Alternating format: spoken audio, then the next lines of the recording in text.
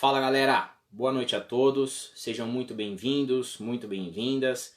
Para quem não me conhece, meu nome é Rafael, sou morador aqui da cidade de Osasco, faço parte do coletivo Pensamos Assim Diferente e também do coletivo Cristãos contra o Fascismo.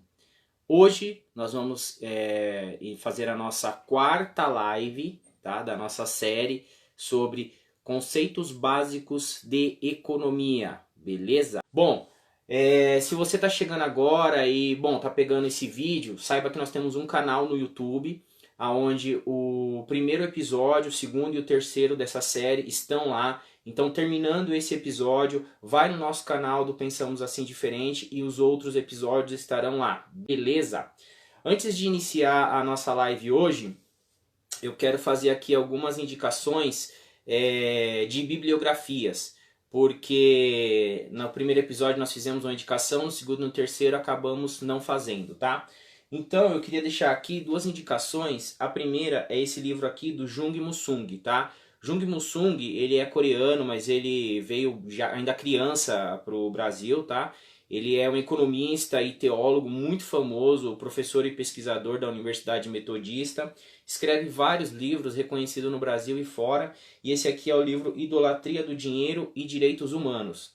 Fala muito sobre a questão da nossa segunda live, onde nós falamos sobre modelos econômicos e o contraponto que existe hoje entre esquerda e direita. A esquerda mais voltada para o conceito da social-democracia e a direita com a questão do livre mercado, beleza? Então, uma indicação de bibliografia aqui, A Idolatria do Dinheiro e Direitos Humanos, Jung Musung.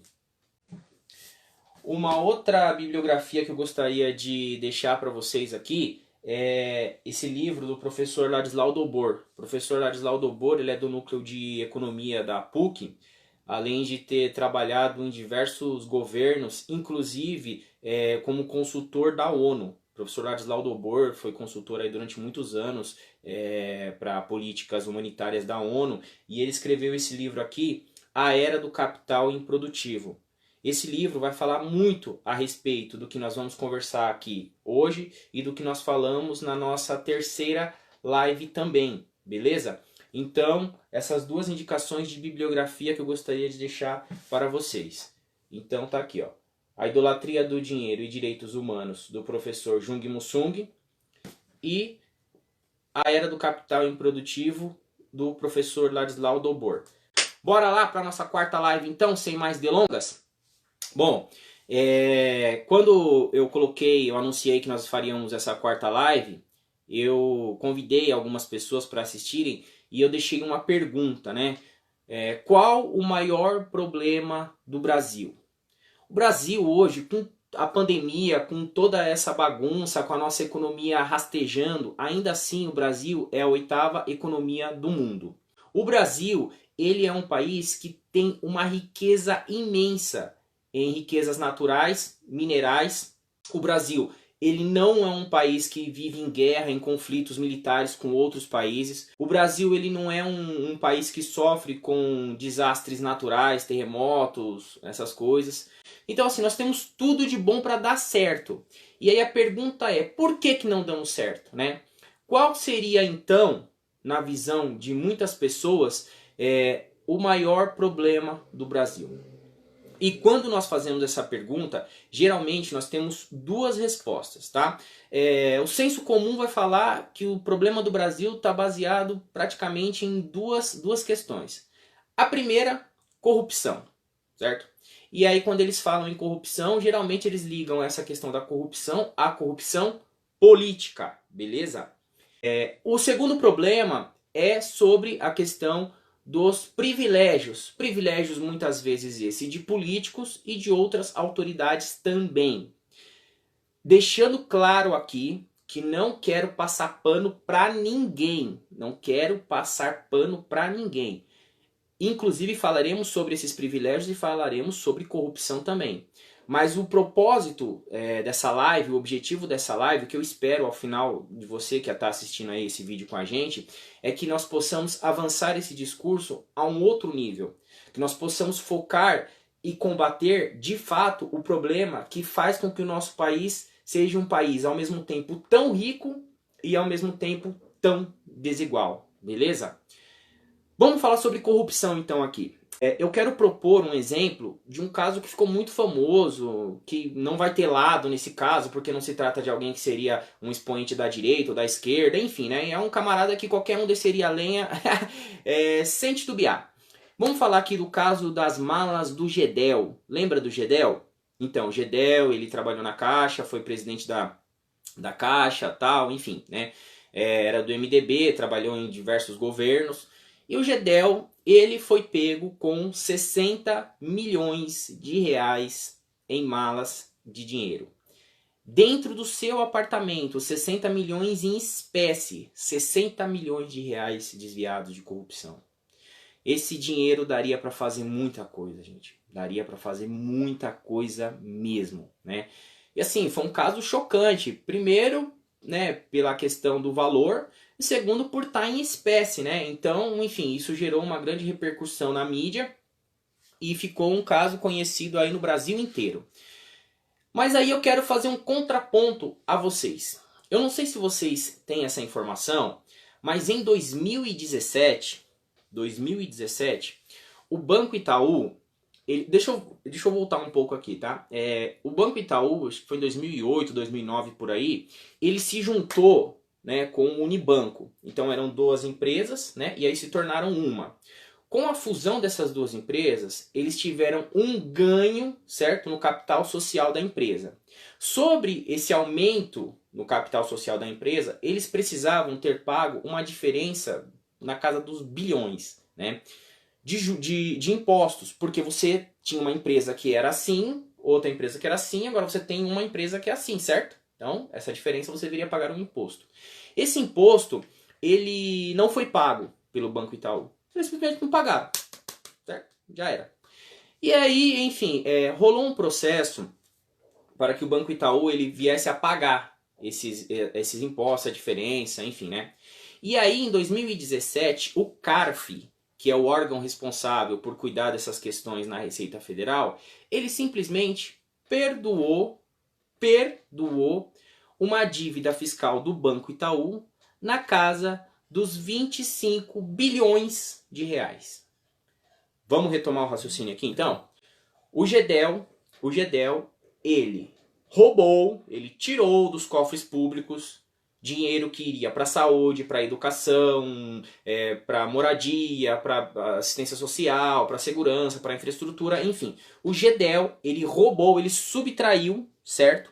60 milhões de reais.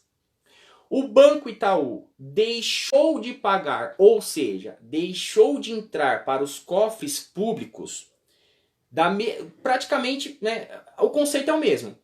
Deixou de entrar nos cofres públicos por conta desse perdão de dívidas do Banco Itaú 25 bilhões de reais. 25 bilhões de reais.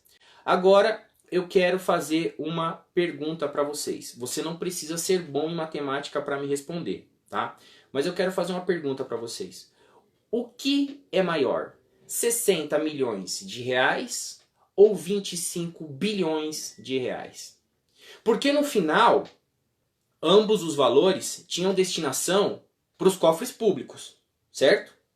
A diferença é que o Gedel, ele subtraiu enquanto um furto, né, um roubo, um desvio, enfim, né? E aí ele pegou e não pagou, foi preso, né? Tá solto já, mas foi preso, tal, e aí rolou toda aquela questão da criminalidade. E o Banco Itaú também não pagou, né? E aí existe um nome para isso que se chama sonegação. Sonegação de impostos é crime, né? Mas os advogados do Banco Itaú são muito bons, entendeu? E o CARF, né, conseguiu passar um pano para eles. E no final das contas, 25 bilhões que iriam da mesma forma para a saúde, para a educação, enfim, para tudo que a gente já falou, deixou de entrar por conta dessa manobra contábil do Banco Itaú. O que prejudicou mais o Brasil? Os 60 milhões do Gedel ou os 25 bilhões do Banco Itaú? Eu não estou, lembrando aqui, não estou passando um pano pro Gedel, de maneira nenhuma. Eu quero que ele seja preso, punido, enfim. Aliás, todo crime de corrupção, desde que com provas e dentro do devido processo legal de direito, ele tem que ser punido. Isso não há dúvidas, entendeu? Não tem que passar a mão nesse ou naquele, entendeu? Respeitando todo o processo legal, né? Se não for um processo viciado e dentro de um processo que apresente provas, beleza? Tem que ser punido mesmo. O que eu quero focar aqui é que provavelmente você que está me assistindo, que vai me assistir pelo YouTube depois, ficou sabendo do caso do Gedel. Mas você não ficou sabendo desse caso do Banco Itaú. O que, segundo o Carlos que está escrevendo aqui, ó, 420 vezes mais, certo? Trouxe um prejuízo de 420 vezes mais. Isso serve para que a gente possa entender uma lógica. O que muitas pessoas pensam, que é o poder político que exerce influência sobre o poder econômico. E é justamente o contrário. É o poder econômico que exerce total influência sobre o poder político. E para a gente poder desenhar isso daí e mostrar, aí eu te desafio a continuar comigo nesse vídeo para que a gente possa destrinchar esse quadro aqui, ó. Vamos lá. Vamos mostrar quem é quem aqui nessa construção do que é a estrutura social dentro do nosso atual sistema. Beleza? Vamos lá. Esse camarada aqui, eu não sei se você está vendo muito bem, porque a câmera talvez a distância não dê para ver, mas eu vou te falando. Esse camarada aqui, ele é o fazendeiro. O fazendeiro, ele representa os ruralistas. Você já ouviu falar na Globo que o agro é tech, o agro é pop, o agro é isso, é aquilo outro? Pois é, o agro não é nada disso. O agro é muito ruim para o Brasil. Por quê? Vou dar alguns exemplos para vocês. Primeiramente, a questão da terra, tá? No Brasil, não tem ninguém que chegou aqui e falou assim, olha, eu vou comprar essa fazenda por tanto e toma aqui esse dinheiro, beleza? Vamos começar pensando da seguinte maneira. Um país com dimensões continentais como o Brasil, desde 1500, ele foi dividido em 15 capitanias hereditárias. Essas capitanias hereditárias foram passando, como o nome mesmo diz, né? De pai para filho, de geração para geração. Então você tem ainda hoje famílias que são donas de pedaços de terra do tamanho de um estado, certo? E que vem lá de trás. Outra coisa que favoreceu também a posse dessas terras por muitos dos atuais fazendeiros é a questão da... Você chegava com um documento falso, e aí do Carlos está assistindo, a gente vai um dia pegar uma live para falar só sobre isso, e falava assim, ó, esse documento é meu, grilagem. E ele tomava a posse daquela terra do pequeno agricultor. E ficava tomando conta ali daquele espaço. Então a primeira coisa que você tem que ter em mente, quando falar assim, ah, mas o fazendeiro, ele comprou, o fazendeiro não... Não comprou, filho, pode ter certeza disso. Essa terra que ele está hoje é fruto de grilagem, certo? Essa terra é fruto de grilagem, é fruto, aí nesse caso sim, de invasão e não de ocupação, porque são terras do governo que foram invadidas por esses grandes fazendeiros, por coronéis, há coisa de 200 anos atrás, entendeu? Ali a época dos coronéis, século XVIII, século XIX. Então assim, não venha com essa de que eles são os donos da terra. Os verdadeiros donos dessa terra, os originais, são os índios. Beleza? Se tem alguém que de verdade merece essas terras e faz jus, porque são os verdadeiros donos, são os índios. Os fazendeiros são simplesmente invasores dessa terra. Beleza? Bom, outra coisa dos fazendeiros. A Globo, ela tenta passar a ideia de que o agronegócio é muito bom para o Brasil, né? Afinal, o agro é tech, o agro é pop, o agro é isso, o agro é aquilo, né? E na verdade o agro ele não é nada disso. O agro, na verdade, ele produz muito pouco para o nosso país, tá? Por quê? Porque as exportações, e o agro, ele vive, o grande agronegócio, ele vive basicamente de exportação. As exportações, elas representam uma parcela muito pequena da demanda agregada do nosso país, certo? Mas dentro da demanda agregada, dentro do nosso PIB, de tudo aquilo que é produzido no país, a exportação, ela representa um valor muito pequeno do que entra de dinheiro e do que rende para o país, certo? E o que acontece? O grande produtor, ele não produz para o consumo interno, certo? Mais de 70% de tudo que nós consumimos aqui vem da agricultura familiar, do pequeno agricultor, certo? Se você tem uma roupa aí, o algodão que foi utilizado na produção dessa roupa, ela veio da agricultura familiar, do pequeno agricultor. O leite que você toma é de cooperativas, de pequenos produtores.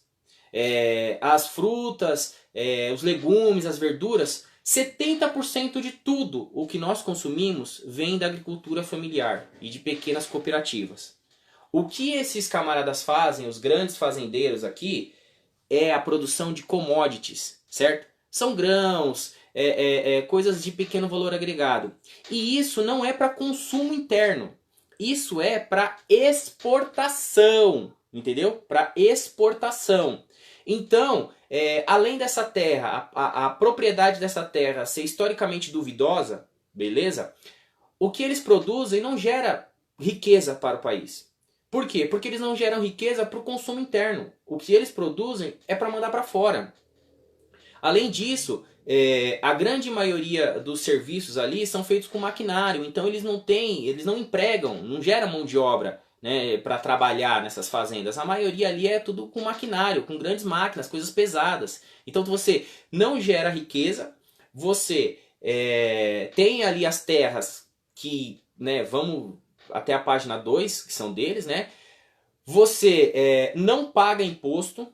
Por quê? No Brasil, a exportação ela não é tributada, certo? Se você produz para vender aqui dentro, você vai pagar uma série de impostos. Se você produz para mandar para fora, você não paga imposto, certo? Isso é uma discussão para outro dia. O fato é que não paga imposto.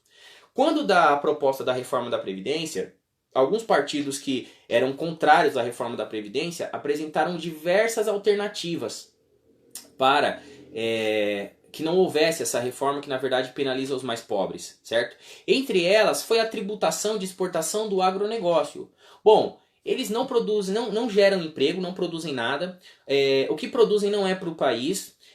As suas terras só servem para desmatar, certo? Acabar com o meio ambiente. É só para isso que serve as atividades deles. Ou seja, o que esses caras geram de bom para o país? Nada, nada. Então, vamos tributar eles. Essa tributação sobre a exportação do grande agronegócio iria gerar uma média de 80 bilhões de reais por ano aos cofres públicos. Essa proposta foi aprovada? Claro que não. Por quê? Porque fica claro que é o poder econômico que gera influência sobre o poder político e o poder do Estado, e não o contrário, entendeu? Vamos caminhar aqui, a gente falou do fazendeiro, beleza? Esse outro camarada aqui é o banqueiro. Esse camarada aqui é um câncer no Brasil. É um câncer. Se você ler o livro do professor Ladislau Dobor, você vai perceber que os bancos, dentro do nosso sistema capitalista, que é o sistema que nós vivemos, goste você ou não, infelizmente esse é o nosso sistema, mas os bancos eles têm um papel fundamental dentro desse sistema, certo? Mas no Brasil não. No Brasil, você tá vendo que ele tá bem gordinho aqui, ó, certo? Por quê? Porque esse camarada, ele suga tudo. Um grande exemplo que eu já dei para vocês foi a questão do Banco Itaú, certo? Me fala um caso de corrupção que saiu por 25 bilhões de reais. Não tem um caso de corrupção que você vai achar, ó, o político mais pilantra do mundo conseguiu roubar um bilhão. Ele? Não. O Banco Itaú conseguiu tirar da saúde, da educação, enfim, de todos os serviços públicos 25 bilhões com uma canetada. A diferença é que quando o político pega, é corrupção e é crime. Quando é o banqueiro que tira dos cofres públicos, eles conseguem passar um pano ali e ficar com simplesmente um perdão de dívida, sabe? Ah, deixa pra lá, entendeu? Afinal de contas, é essa turma de cima que manda na turma de baixo, e não o contrário. Outra coisa, essa galera aqui também, os donos dos bancos, não pagam lucros e dividendos sobre o que recebem. E aí você vai terminar esse vídeo e você vai assistir a nossa live número 3, quando nós falamos sobre os impostos, certo? Aliás, é melhor você assistir tudo. Mas aqui citando a nossa terceira live, onde nós falamos basicamente sobre os impostos no Brasil, nós mostramos que quem paga imposto no Brasil são basicamente os pobres e não os ricos. E os banqueiros, além de explorarem o nosso sistema financeiro, cobrarem uma taxa de juros absurda, mandarem o nome do nosso povo para o Serasa, para os órgãos de proteção, por uma dívida que muitas vezes é mais do que 4, 5, 6 vezes o valor original que eles pegaram, e isso produz um enriquecimento ilimitado para esses camaradas, eles não pagam impostos, porque no Brasil não é tributado lucros e dividendos. Então você assista a nossa terceira live também e você vai saber mais sobre isso. Tem uma outra questão também. Além do Banco Itaú, vou dar mais 2 exemplos aqui. Em 2017, o Itaú teve uma dívida perdoada na casa dos 25 bilhões. O Santander teve uma dívida perdoada na casa dos 2 bilhões. Pois é, o Santander também tinha que pagar um valor de impostos e sonegou e teve dívida perdoada no valor de 2 bilhões no mesmo ano, certo? Só aí falando de banco, nós temos mais de 27 bilhões que saíram dos cofres públicos. Entendeu como é que é bom o banco no Brasil? Sem dizer que o Santander é um banco espanhol. E a taxa de juros que o Banco Santander cobra no Brasil, ele não cobra em lugar nenhum do mundo, inclusive na Espanha. O Santander, as taxas de juros que são praticadas no Brasil, o Santander não pratica na Espanha. Mas aqui ele vem. Por quê? Por que as nossas autoridades não se manifestam contra isso? Porque, novamente, é o poder econômico que exerce influência sobre o poder político. Além disso, o Banco Santander está com uma novidade bacana. Ó, não tem mais caixa físico, entendeu? No Santander. Então eles emitem o boleto, certo? E aí o camarada que vai pagar aquele boleto, ele está pagando para o banco também pela emissão daquele boleto, certo? A empresa gerou um boleto para ele pagar. Se o camarada for alguém que não tem acesso a aplicativos, a serviços eletrônicos bancários, como é a grande maioria da nossa população, e eu posso falar isso com propriedade, porque eu trabalho aqui na periferia de Osasco em agência bancária, ele não pode usar o banco que emitiu o boleto para ele. Por quê? Porque não tem caixa naquele banco. Entendeu? Além de ganhar um absurdo, um lucro estratosférico, reduzem as vagas de emprego para maximizar os seus lucros e não dão atendimento para aqueles mesmos boletos que são gerados por ele. Aí ele precisa ir aonde? No Banco do Brasil, no banco público ali pagar do lado. Bacana, né? O Bradesco. Bom, o Bradescão aí, a gente sabe, né? Tem a sua sede aqui na Cidade de Deus, em Osasco. Em 2019, o Bradesco, ele teve o maior lucro dos últimos 15 anos, certo? Em 2019, o Bradesco ele anunciou que ele teve o maior lucro dos últimos 15 anos. Sabe o que ele fez para comemorar isso? Anunciou que em 2020 haveria o fechamento de mais de 450 agências. Porque embora o seu lucro tenha sido muito grande, o que ele teve de custo operacional para poder gerar esse lucro, na cabeça deles não foi legal, entendeu? Eles gastaram muito para poder ter esse lucro. Eles queriam lucrar e gastar menos. Tá entendendo como é que funciona a cabeça de banqueiro no Brasil? Então eles anunciaram um fechamento de 450 agências, o que vai impactar diretamente no emprego de 10 mil bancários. São 10 mil famílias no meio de uma sociedade onde nós temos mais de 14 milhões de desempregados e 40 milhões de pessoas na informalidade. Bom, mais 10 mil bancários sendo bem-vindos a esse novo clube. Graças ao quê? Graças ao banqueiro. E aí as propagandas deles são mirabolantes, né? Você vê a coisa que faz chorar, você vê eles na televisão, né? É cada propaganda, gente, que eu falo, meu, o banco é a melhor coisa do mundo. Não, não é. Não é. E tá mostrando aqui.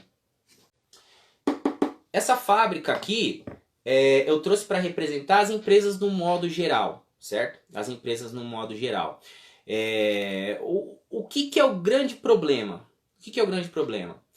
Como eu disse, né? É o poder econômico. Vou sempre bater nessa tecla, porque é isso que o objetivo dessa live é que você saia daqui com isso na cabeça, certo?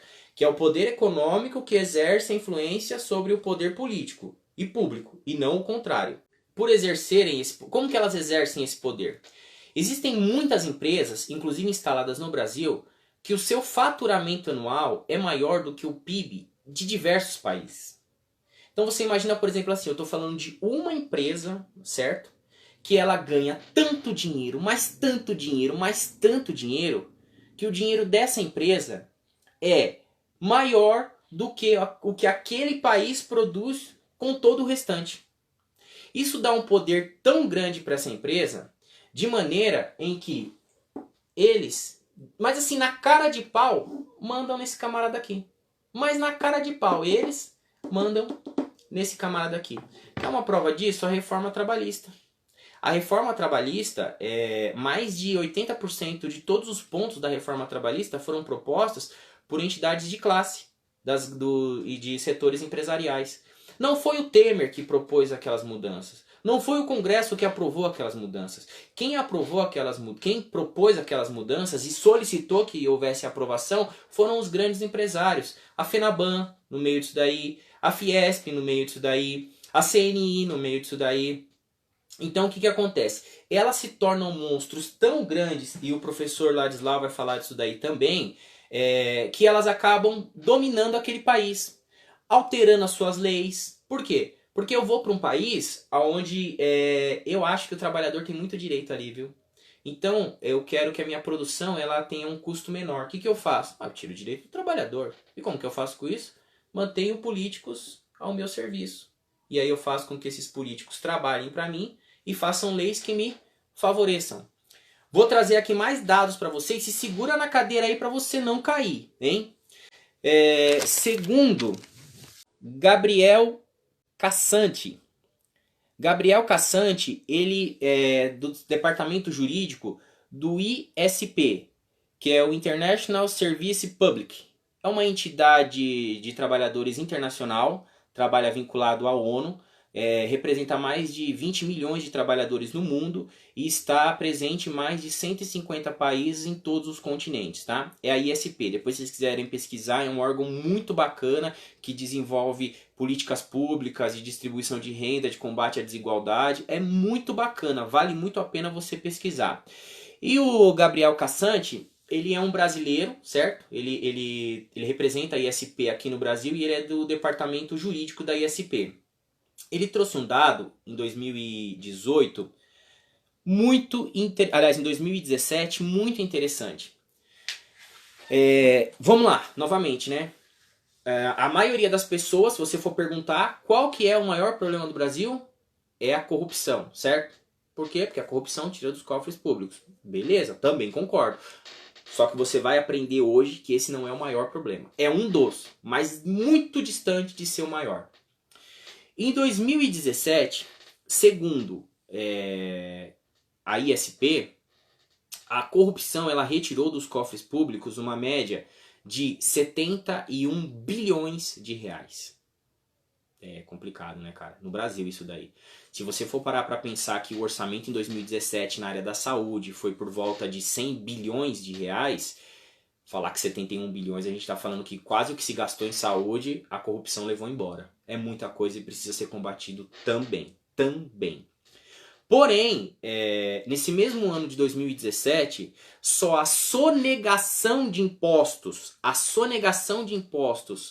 que as grandes empresas fizeram no Brasil gerou um rombo para os nossos cofres públicos na casa dos 500 bilhões de reais. 500 bilhões de reais. Então você fala assim, olha, 70 bilhões em corrupção é muita coisa. E os 500 bilhões em sonegação que os grandes empresários deixam de pagar aqui no país? É pouco?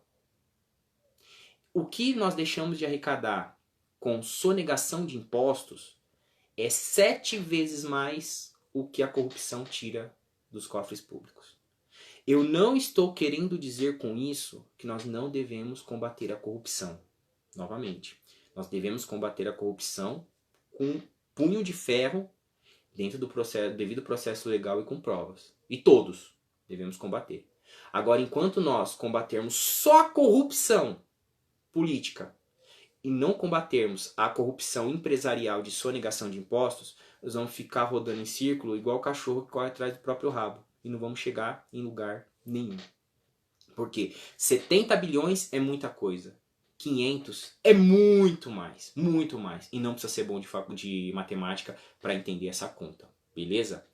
Segundo o TCU, Tribunal de Contas da União, em 2018, houve uma isenção de impostos na casa de 354 bilhões de reais. Qual que é a diferença entre sonegação e isenção? Deixa eu falar para vocês aqui. A sonegação é o seguinte. Esse camarada aqui, ele tem que pagar imposto, ele não paga e pronto. Entendeu? Faz uma maracutaia, tal, que nem o Itaú fez, que nem o Santander fez, entendeu? Que nem muitas empresas fazem, então eles teriam que pagar, eles não pagam e pronto. E fica por isso mesmo. Isso é a sonegação, entendeu? Eles escondem o que eles teriam que pagar. A isenção é diferente. A isenção, ela é bem entre aspas, um perdão de dívida. Então, por exemplo, eu não sei se vocês lembram, em 2000... Eu não vou lembrar agora se foi 2010, 2009... houve a redução do IPI, lembra? Vai ter a redução do IPI e tal, para a linha branca, para o carro e tal, então houve uma redução, né, desse imposto, e aí as empresas diminuíram o valor do produto, e aí a população comprou geladeira, enfim, comprou carro, comprou um monte de coisa, beleza? Em 2015, 2014, o governo da época, na época o governo era da Dilma, estava fragilizado. É a questão do lobby. O que aconteceu com essa galera? Eu te apoio se você me der isenção nesse setor. Então, por exemplo, o setor automobilístico pegou várias isenções fiscais, né? O setor do agronegócio, então, meu Deus do céu, esses caras não pagavam era nada de imposto, entendeu?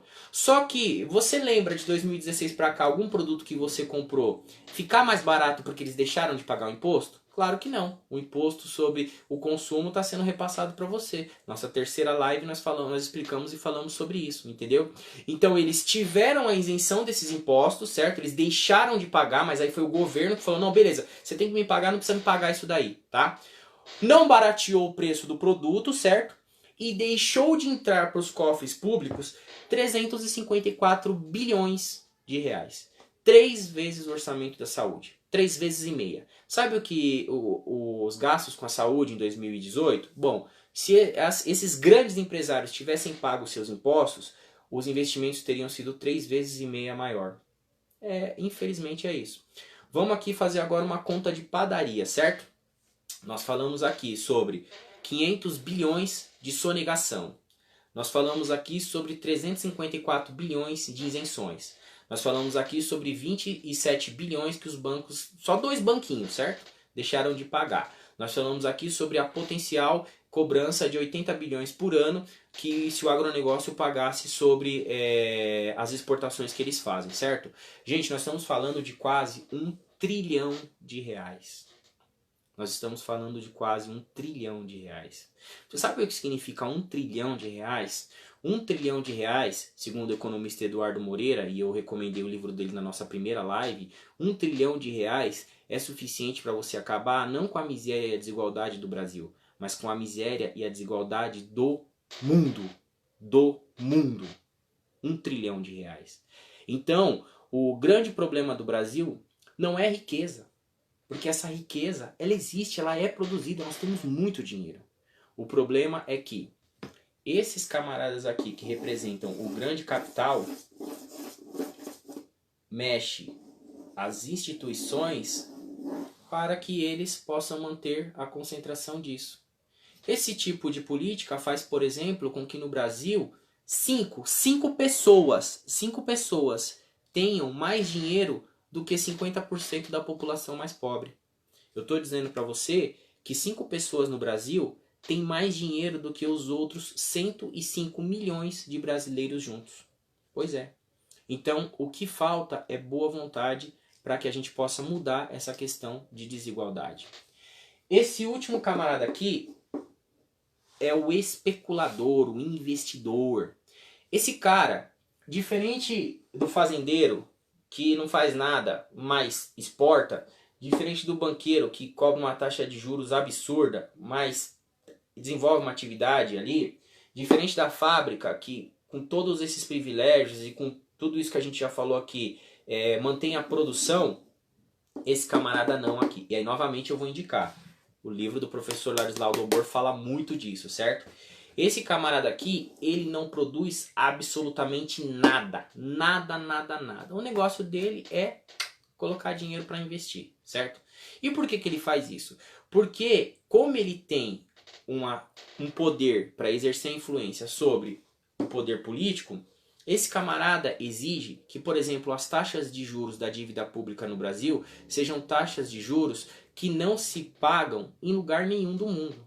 E aí o que acontece? Esse camarada, ele sem produzir um prego no país, Ao invés de abrir uma fábrica para que trabalhadores possam ir para lá, para que você possa produzir, para que riquezas sejam geradas, para que a economia possa rodar, não. Sabe o que esse camarada faz? Ele vai lá e fala assim, ó, eu ganharia se eu abrisse uma fábrica, sei lá, uma média de 5, 6, 7, 8% ao ano. Bom, se eu não fizer nada só colocar na dívida pública, eu ganho 10. Coloco na dívida pública, entendeu? E o dinheiro que esse camarada ganha é tanto, mas tanto, que também, assim como esses daqui, exercem influência sobre o poder político. Quer um exemplo disso? A Argentina aqui do lado. A Argentina, ela passou por um período ali com a Cristina Kirchner, né, que foi um partido mais progressista e tal, enfim, né. E aí esse governo tem as suas críticas que precisa ser feita, né. Mas enfim, né, disseram que esse modelo de governo não era mais legal, que não servia mais, vamos jogar fora. Beleza. O que eles fizeram? Apoiaram um modelo neoliberal de direita. E aí aqui, no livro do professor Jung Musung, ele detalha com maestria o que significa um governo neoliberal, um governo de Estado mínimo, um governo de livre mercado, entendeu? E aqui o livro do professor Jung Musung vai falar muito sobre isso. Bom, enfim, o que acontece? A Argentina, ela teve o governo do Macri, certo? E aí, sabe o que aconteceu? O governo do Macri conseguiu ser pior do que o da Cristina, certo? A dívida pública da Argentina triplicou, a população empobreceu, os serviços públicos decaíram, ficou uma tragédia de acordo com as políticas neoliberais que o Macri implantou. Aliás, em lugar nenhum do mundo onde políticas neoliberais são implantadas, funciona ou existe alguma coisa de bom para a população. Isso não existe. Mas enfim, isso gerou uma revolta tão grande na população que eles tinham um cronômetro lá na Argentina para cronometrar quanto tempo faltava para acabar o mandato do Macri, certo? De tão inconformado que a população estava. Esses camaradas aqui, ó, os investidores, o que eles fizeram? Começaram a derrubar as ações de várias empresas da Argentina. Para quê? Como quem diz assim, ó, se entrar aquele governo que propõe dar mais direitos para os trabalhadores, se entrar aquele governo que propõe tributar mais essa galera aqui, se entrar aquele governo que propõe redistribuir melhor a riqueza que é gerada, ó, o país vai zoar. E aí eles começaram a mexer nisso daí, entendeu? Ainda bem que o povo não deu bola para isso. O novo presidente foi eleito e hoje a Argentina está caminhando para uma recuperação muito boa da sua economia, inclusive na sua questão social, né? Como a população aí muito grande, eles tiveram menos do que 1.000 casos de mortes por conta do Covid-19. Muito diferente do Brasil, por exemplo, né? Mas enfim, então esses camaradas aqui, eles acabam com governos, eles destroem democracias, entendeu?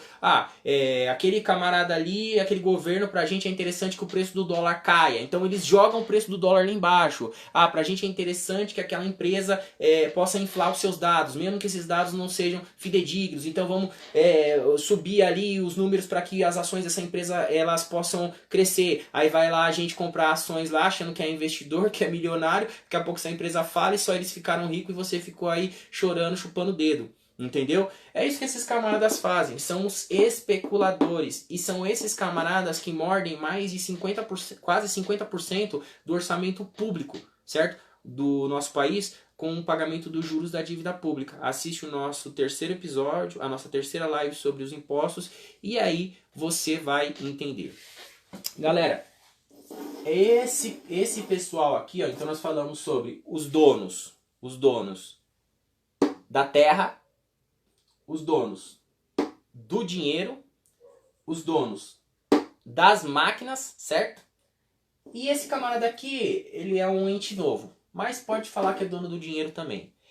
Esse grupo compõe o que nós chamamos de o grande capital, entendeu? Então é o grande capital. Então nós falamos aqui de quem de fato manda no Brasil. Os donos da terra, os donos do dinheiro e os donos das empresas, das fábricas, dos grandes comércios, dos varejos, enfim. Então esses são o grande capital, beleza? Vamos passar aqui para esse grupo intermediário. Esse grupo intermediário é o que nós chamamos, e aí aqui me empreste aspas, tá? Vou fazer aqui uma licença poética, de Estado. Muito embora os sociólogos estejam tirando os cabelos, a não ser que eles sejam como eu, que sejam carecas, mas eles estão se revirando. Por quê? Porque eu coloquei a igreja e a mídia aqui no mesmo grupo, certo? Mas eu vou pedir essa licença poética para poder explicar para vocês, certo? Novamente, o que chega pra gente, o senso comum, nos leva a acreditar que a culpa dos problemas do mundo é dessa galera aqui, certo? Principalmente dos políticos. E nós vimos aqui, até agora nós falamos que esse camarada, e eu não quero passar a mão na cabeça desse camarada, o que eu quero que você entenda é que esse camarada, dentro da estrutura social do capitalismo, esse camarada, ele é uma mera marionete. Ele só obedece aos interesses desse grupo aqui de cima. Ganha muito bem para isso, né? Diga-se de passagem, tem uma série de privilégios e tal, mas não é ele que decide absolutamente nada, certo? Eu não quero dar pessoalidade a nenhum desses exemplos que eu vou citar aqui, certo? Deixando bem claro aqui que eu estou falando sobre instituições e não sobre essa ou aquela pessoa. Porque pessoas boas e pessoas más, infelizmente, nós temos em todas as camadas da sociedade, em todos os grupos sociais, em todas as profissões. Então eu não quero dar pessoalidade, certo? Eu vou falar aqui de uma maneira geral. Eu estou falando sobre as instituições e não especificamente sobre essa ou aquela pessoa. Porque pessoas boas e más existem em todos os lugares, certo? Bom, dentro das instituições, o primeiro camarada que a gente vai falar é esse aqui, ó, certo? Esse martelo aqui que significa a justiça, certo? Professor Alisson Mascaro, que é um professor da Faculdade do Largo São Francisco, da Faculdade da USP, eu tive o privilégio de assistir uma palestra dele, e no mesmo curso, inclusive, que eu tive a palestra do professor Ladislau, e ele falou algo assim que mexeu muito comigo. Ele falou assim, olha, como professor da melhor faculdade de Direito do Brasil, eu preciso falar uma coisa para vocês. O direito é uma mentira. O direito é uma farsa. O direito não existe para exercer justiça, certo? O direito, ele existe para duas coisas. Manter os privilégios desse grupo aqui de cima e garantir a propriedade privada. Só para isso, certo? E aí eu vou dar alguns exemplos aqui para vocês. Rafael Braga. Lembra em 2013, quando começou aquelas manifestações, os 20 centavos e não sei o que, e o passe livre, o MBL. Cara, o Brasil tá nesse rebosteiro, começou lá atrás, certo? Mas lembra quando começaram essas manifestações e tudo isso? Bom, enfim, né? No Rio de Janeiro, mais de 1 milhão de pessoas foram para as ruas pedindo o fim dos governos, enfim, reivindicando um monte de coisa. No meio de 1 milhão de pessoas que estiveram na rua, a polícia escolheu, adivinha quem? Um jovem, homem, negro, pobre e periférico. Rafael Braga. Rafael Braga, ele ficou preso por mais de 5 anos, acusado de terrorismo, inclusive. Porque dentro da mochila dele havia um frasco de água sanitária, um frasco de pinho-sol e um pouquinho de maconha. E aí falaram que ele faria um coquetel molotov com isso daí, né?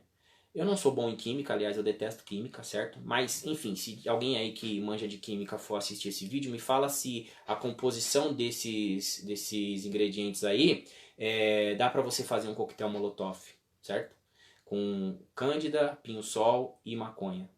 Bom, ele foi preso, ele foi condenado, a Defensoria Pública recorreu, ele foi condenado em segunda instância e cumpriu 5 anos de prisão, certo? Rafael Braga, preto, pobre, catador de reciclagem, né? Ele trabalha com reciclagem, catador de lixo, ele trabalha com reciclagem, ficou 5 anos preso por ter na sua mochila um frasco de água sanitária, um frasco de pinho-sol e uma maconha ali para consumo próprio, certo? No meio de 1 milhão de pessoas que tinham ali, ele foi o alvo, né? Bom, novidade. E aí eu quero dar um outro exemplo. Breno Borges, depois você pesquisa esse camarada. Camarada boa pinta, sabe, tal, tá de óculos na piscina assim, bombadão, tal. Esse camarada, ele foi preso pela polícia com não um pouquinho para consumo próprio, mas com 130 quilos de maconha. 130 quilos de maconha. Esse camarada, ele foi pego com munições para fuzil. Isso, não é, sabe, aquela bombinha lá, não. Pá, pá, é munição para fuzil. Além da maconha e da munição para fuzil, esse camarada também foi preso com uma pistola. Foi preso, obviamente, né? Pô, aliás, né, a justiça, ela é cega, né? Bom, ele foi preso. Sabe quanto tempo ele ficou na cadeia? 3 meses. Né? Rafael Braga, preso naquela circunstância que eu já falei, ficou 5 anos. O Breno Borges, com tudo isso, ficou 3 meses. Algumas diferenças entre um e outro. Rafael Braga, negro. Breno Borges, branco. Rafael Braga, catador de lixo, trabalha com reciclagem. Breno Borges, filho de uma desembargadora. Né? Ele ficou 3 meses preso e conseguiu uma liminar, né? O juiz autorizou para que a mãe dele foi buscar ele na porta da cadeia e levar ele para uma clínica de recuperação de drogas. Não tô dizendo que não é válido, gente. Inclusive, eu sou um defensor dessas políticas, entendeu? Que quem precisa de tratamento tem que dar tratamento mesmo. O que eu quero que você entenda é a diferença que a mesma justiça deu pro Rafael Braga e pro Breno Borges. Por quê? Que o que vale para um não vale para o outro. Mesmo o que foi pego com esse camarada sendo muito mais comprometedor do que o que foi pego com esse. Mas parece que para a justiça isso não fez a menor diferença. Luciano Hang, sabe o dono da van? Então, Luciano Hang, ele foi preso, inclusive, em segunda instância, né? E aí tem uma galera no Brasil que falou assim, não, mas em segunda instância não tem que recorrer, porque esse camarada ficou em segunda instância, tem que ser preso, vamos mudar a Constituição, mesmo sendo uma cláusula pétrea, pá, pá, pá, pá. Beleza. Bom, Luciano Hang foi preso foi condenado em segunda instância. Sabe quantos dias ele ficou na cadeia? Nenhum. Por quê? Porque ele fazia importação de matérias-primas para a fabricação ali nas suas lojas e tal. E o que acontece? Ele declarava um valor para a Receita Federal menor do que o que de fato ele importava. Então ele declarava, sei lá, X e trazia X vezes 10. Então o imposto de importação que ele pagava era menor do que o que ele deveria pagar. O nome disso nós já falamos aqui, é sonegação, certo? Então ele foi processado, ele foi condenado a primeira vez em 98. Ele foi condenado. E depois ele foi condenado em segunda instância em 2003, certo? Ele tinha que pagar ali uma dívida de mais de R$1 milhão. Enfim, né? Fora isso, reclusão, enfim, algumas coisas. Bom, ele não ficou nenhum dia preso por isso, certo? E além de não ficar preso, ele conseguiu fazer uma renegociação que essa dívida vai ser paga em 115 anos. Ele conseguiu aí um refinanciamento da dívida dele em 115 anos. Bom, ele já está com 60 e alguma coisa, né? A expectativa aí de vida do brasileiro que chegue na casa dos 80, daqui a mais ou menos 20 anos ele morre. Os filhos dele não vão estar vivos daqui a 115 anos. Provavelmente nem os netos dele. Quem que vai pagar essa dívida? Ninguém. É mais dinheiro que deixa de entrar na saúde, na educação, em um monte de áreas públicas, certo? E aí sabe o que o Luciano Hang fez depois para tirar um barato da minha e da sua cara? Com o dinheiro do BNDES, foi lá e comprou um jatinho particular para ele. Se o brasileiro tiver vergonha na cara, nunca entrar nessa loja van. Essa loja van, assim como os bancos, é um câncer pro nosso país. E queriam vir para Osasco, viu? Queriam vir, não sei nem se vai vir, certo? E aí você que é de Osasco que tá assistindo, saiba disso daí. É isso que esse camarada que prega aí o capitalismo, e aí leia o livro do Jung Musung, livre mercado e tal, é isso que ele propõe pro nosso país, certo? Um capitalismo dele baseado na sonegação de impostos e no financiamento público. Mas cadê a justiça, né? Aliás, afinal, a justiça deve ser para todos, né? Bom, aqui nós temos os políticos, certo? Vamos chegar à parte deles também, né? Afinal de contas, eles não são santos. Mas o que eu acho engraçado na questão dos políticos é o seguinte. A gente reclama dos políticos tal, enfim, né? Mas só existem duas coisas no Brasil que nivelam todas as pessoas. Todas as pessoas. Ricos e pobres, grandes e pequenos, homens e mulheres, brancos e pretos. Só existem duas coisas. Uma é a morte e a outra é o direito ao voto. O voto meu, sou preto, pobre, morador da periferia, vale 1. o voto do grande empresário vale um também, certo? Então, se os políticos estão aí, é porque alguém os elege, certo? Agora, presta atenção numa coisa. Quando você olha para o Congresso, quem você acha que te representa? O Congresso hoje, ele tem, por exemplo, a bancada da bala, certo? Você vive de atirar nos outros? Porque a segurança pública, e nós vamos falar disso aqui depois, na polícia, a polícia militar no Brasil é a polícia que mais mata no mundo. E proporcionalmente é também a que mais morre. Será que esse modelo de segurança pública que nós temos no Brasil é um modelo eficiente? É um modelo que vale a pena continuar? Bom para pensar nisso, né? O Congresso, ele tem a bancada do boi, certo? Esse camarada aqui, ó, os ruralistas, eles têm, certo? Então você tem a bancada do boi que representa, com que faz, por exemplo, com que eles não paguem imposto sobre exportação, faz, por exemplo, com que eles tenham autorização de desmatar áreas protegidas, que faz, por exemplo, com que eles possam entrar em áreas indígenas, certo? Protege esses caras. Usar o agronegócio, meter veneno na nossa comida, certo? Bom, por quê? Porque esses camaradas têm os seus representantes aqui, certo? Você tem a bancada da Bíblia, certo? E aí a gente vai falar deles aqui também, certo? Mas você tem a bancada da Bíblia. Só que engraçado é que a bancada da Bíblia você só vê na hora que vai pedir voto pra você, certo? A hora que o seu pastor fala, ó, vota nesse ou vota naquele, né? Agora, na hora de representar você, trabalhador pobre, a bancada da Bíblia votou 100% pela reforma trabalhista, que tira os direitos dos trabalhadores, pela reforma da Previdência, que joga os nossos idosos numa situação mais precária ainda, votou por tudo que só tira o direito dos trabalhadores. A bancada da Bíblia votou em tudo isso. Então, quando você olha para o Congresso hoje, me fala uma coisa, quem te representa? Né? Quem você pode olhar e falar, aquele cara me representa? Ah, não, mas eu sou da área da segurança, votei no sargento tal, no tenente tal, no capitão tal, no delegado tal, beleza. O que ele fez de legal pra você? Não, eu votei no candidato da minha igreja. Beleza. O que ele fez pra você? Quem te representa de fato aí, nesse jogo político? Porque a bola tá com você. É você que decide quem tá lá ou quem não, certo? Podemos meter o pau e devemos meter o pau e cobrar esses camaradas. Só que não esquece que quem colocou ele lá foi eu e você. Então, ó, consciência na hora do seu voto, beleza? Aqui nós temos a polícia, certo? O ano passado, em 2019, no Dia das Crianças, uma semana depois, o nosso coletivo do Pensamos Assim Diferente, nós temos inclusive uma página no Facebook, entra lá, curte nossa página, tá? Nós fizemos uma ação social. Ao invés de dar brinquedos, tal, colocar um pula-pula uma vez por ano na periferia, que é isso que a maioria dos políticos fazem, o nosso coletivo pensou diferente. O que nós fizemos? Fizemos uma distribuição de livros. Livros didáticos, livros de história, entendeu? Para todas as idades ali. E numa área bem periférica mesmo, onde tem tráfico, enfim, onde tem biqueira, tem tudo isso. Bem-vindo à realidade se você não sabe o que é periferia.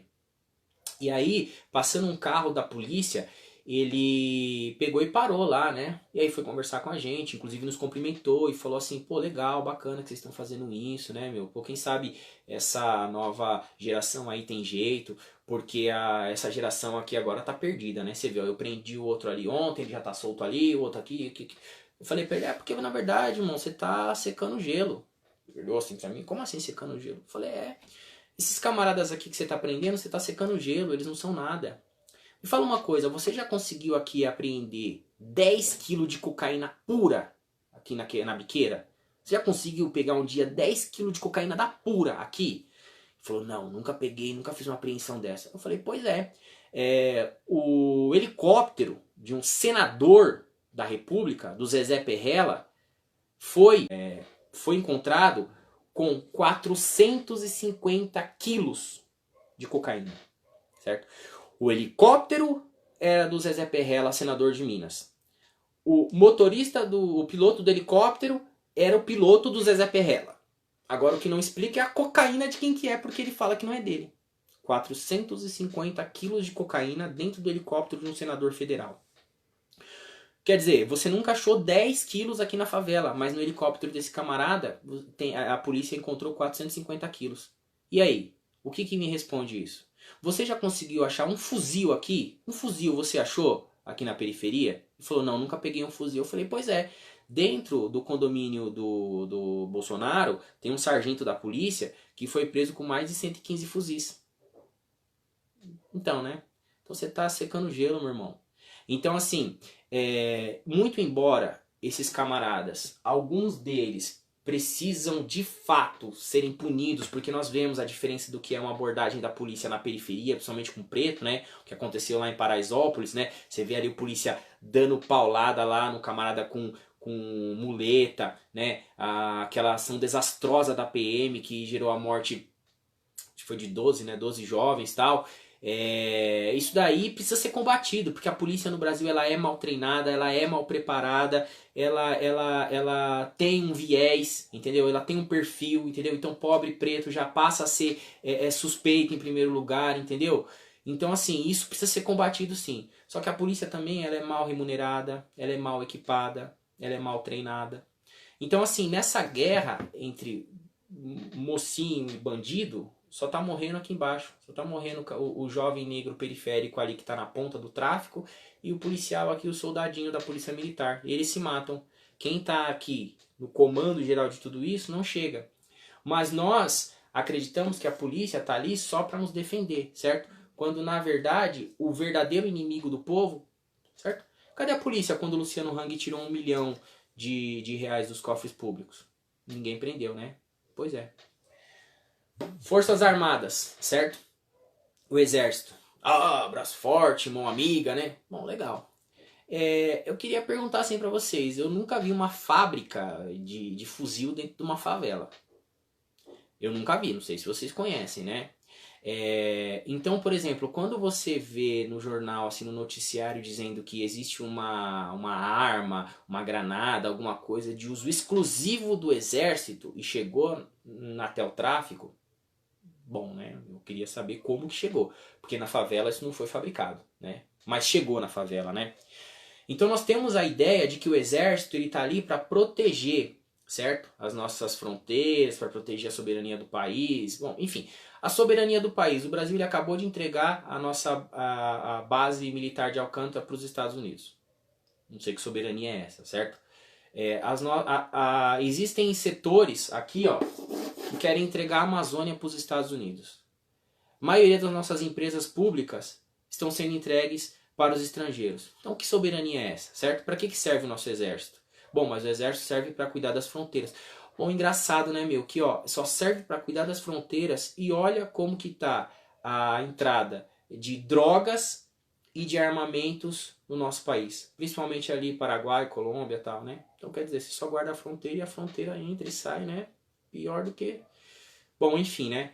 E aí, o pior é que muitas vezes o exército não está nem para servir aos interesses do próprio país, mas para servir aos interesses de outros países, né? É só você ver, por exemplo, o que aconteceu em 64 no Brasil. Talvez você nunca leu um livro de história, talvez você nunca pesquisou, você é formado por WhatsApp ou por Facebook. Procura ver o que aconteceu em 64, um golpe militar que derrubou a democracia, instaurou uma ditadura por quase 30 anos no Brasil. Centenas de mortos, desaparecidos, prisioneiros políticos, censura total no país. Algumas pessoas acham que isso é legal, mas não foi legal, né? 30 anos ali, que no final desses 30 anos, sabe o que aconteceu? O Brasil decretou a moratória, ficou devendo. Primeiro governo democrático eleito, né? Quem acabou assumindo foi o Sarney.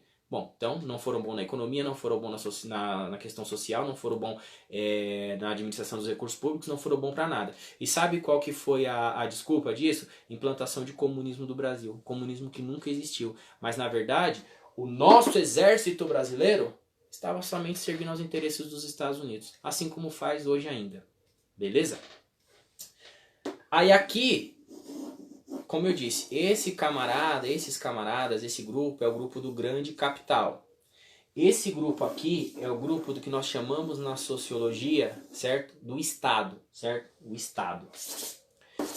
Então, o Estado, nós aprendemos que ele serve para nos proteger. Mas na verdade não. O Estado, ele só serve para proteger os interesses do grande capital. E aí eu quero colocar aqui 2 entes dentro desse grupo. A igreja e a mídia. E aí eu vou falar de uma forma geral das duas, certo? as duas utilizam da mesma ferramenta, manipulação, certo? Porque o meu candidato, certo? É o candidato de Deus. O meu candidato é o candidato que Deus está mandando você votar, certo? Aí você vota nesse camarada, sabe o que acontece? Retiram todos os seus direitos. Direitos trabalhistas, direitos previdenciários, certo? E a igreja manipula o fiel dizendo assim, olha, esse é bonzinho, esse é do diabo. Então o que é o do diabo você não vai votar, vota nesse que é de Deus. Só que é o que é de Deus que ele apoia quando chega lá, é esse camarada aqui. Porque historicamente, principalmente no Brasil, a igreja, principalmente a igreja protestante, eu posso falar isso com propriedade porque eu faço parte desse segmento, tem estado ao lado dos segmentos econômicos, do poder econômico e da grande direita. Quer um exemplo disso? O R.R. Soares, o Edir Macedo, enfim, né, o pessoal da Renascer, o Valdomiro, a maioria dessa galera apoiou massivamente o Bolsonaro para a eleição de 2018, né, para presidente. As grandes igrejas, essas igrejas que já chamamos de igrejas empresas, elas devem juntas mais de 500 milhões para a Previdência. Só o R.R. Soares, que tem um patrimônio acumulado de mais de 280 milhões de reais, deve mais de 200 milhões para a Previdência. Sabe por que o seu auxílio doença ou o seu auxílio alguma coisa, sua aposentadoria não está saindo? Porque o INSS não tem dinheiro. Sabe por que o INSS não tem dinheiro? Porque o R.R. Soares não paga as dívidas dele com a Previdência. E aí sabe o que acontece? Além dele não pagar as dívidas dele com a Previdência, o R.R. Soares usa as igrejas dele que não pagam impostos também e fala assim, olha, o meu filho é o escolhido de Deus. Votem nele para deputado. Aí sabe o que aconteceu? O filho dele ganhou. Aí o filho dele agora está negociando junto com o Bolsonaro e com a equipe econômica do Paulo Guedes para que as igrejas sejam isentas de vários impostos e perdoada daqueles que já devem. Tá vendo como é que serve? Mas são os candidatos de Deus e eles é que mostram quem é Deus e quem é o diabo. E a televisão, a mesma coisa. A televisão é a mesma coisa. A televisão ela elege os seus heróis e os seus bandidos. Os bonzinhos e os maus, entendeu? De acordo com os interesses. E muitas vezes esses camaradas aqui estão entre esses aqui, certo? Bom, no Brasil mesmo a gente tem acho que 8 famílias que são donas de praticamente todas as mídias no Brasil, né? A gente tem os Marinho, a gente tem os Civitas, a gente tem os Abravanel, né? Então quer dizer, poucas famílias detêm, né, a mídia, seja ela televisiva, eletrônica, de rádio, enfim, né, no país. Então, a maneira de te manipular. Então, recapitulando aqui. O Estado, através da justiça, da política, da força policial, da força militar, da influência religiosa ou da manipulação midiática, eles controlam o povo para que o povo possa manter-se sobre o cabresto e para que esses camaradas aqui, que são a grande elite, os donos da terra, os donos do dinheiro e os donos das fábricas, dos negócios, possam manter os seus privilégios, que são esses números que nós falamos aí no início da nossa live.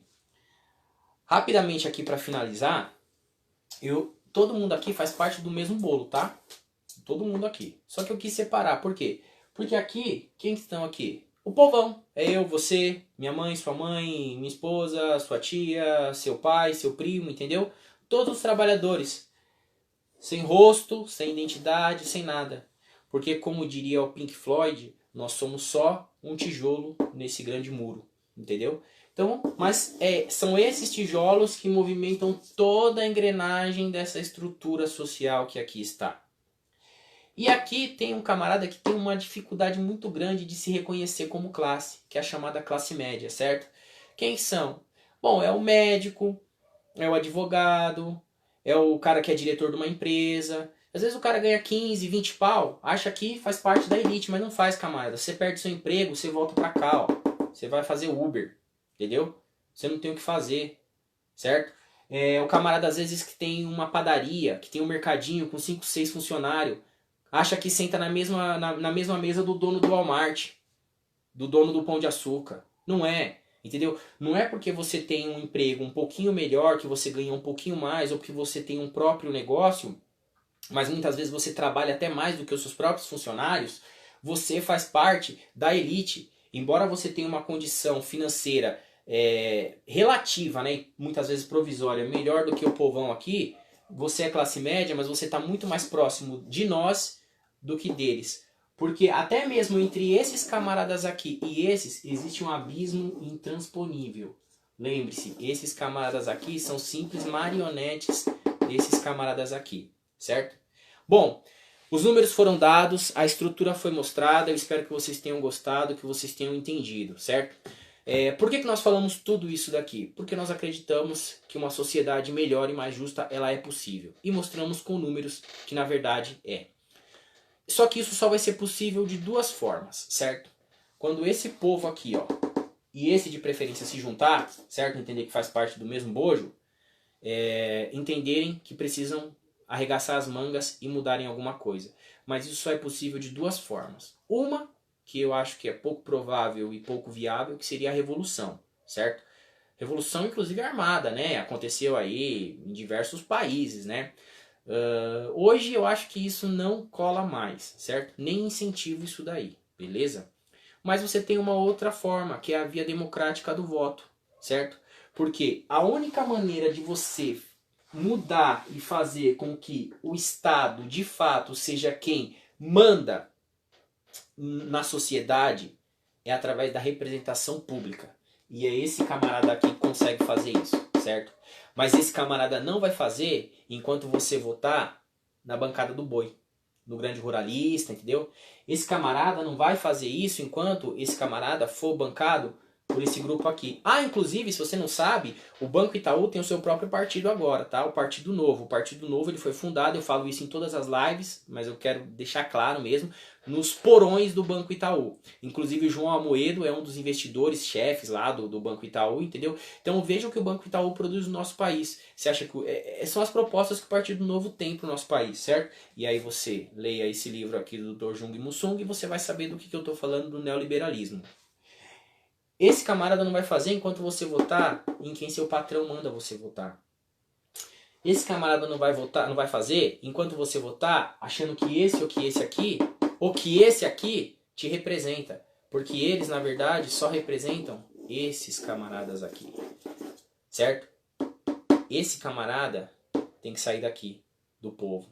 Porque é só o povo unido e consciente das injustiças sociais e de como que se mantém essa estrutura social é que nós vamos conseguir mudar alguma coisa no mundo.